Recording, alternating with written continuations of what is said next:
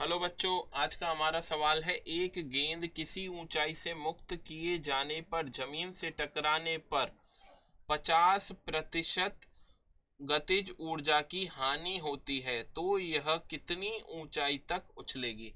अब देखिए, हमने माना हमारी कोई गेंद है, वो h ऊंचाई से, जमीन से h ऊंचाई से गिर रही है, h ऊंचाई से गिर रही है। तो जब ये गिरना प्रारंभ करती है उस समय इसके पास स्थितिज ऊर्जा कितनी होगी? mgh के बराबर होगी।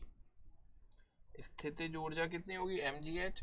और यही स्थितिज ऊर्जा जब ये जमीन पर पहुंचेगी तो किसमें परिवर्तित हो जाएगी?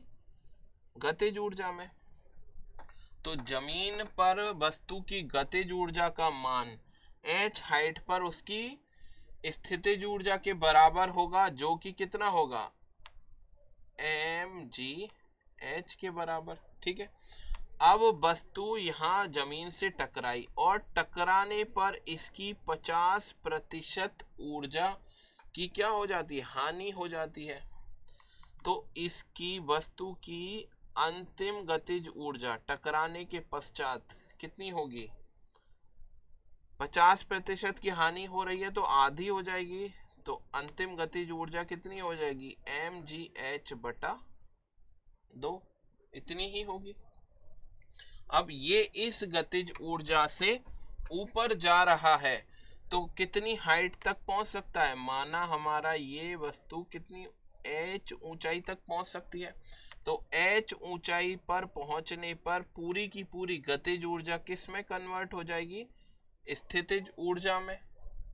तो इस पॉइंट ए पर वस्तु की स्थितिज ऊर्जा mgh बराबर कितनी हो जाएगी? जो वस्तु की जमीन पर गतिज ऊर्जा है, mgh/2। mg से mg कट गया तो h का मान कितना आ गया? h/2। तो प्रारंभिक ऊंचाई की 1/2 ऊंचाई तक ये बॉल हमारी उछलेगी। तो हमारा दूसरा ऑप्शन सही होगा। आशा है आपको सॉल्यूशन पसंद आया होगा। धन्यवाद।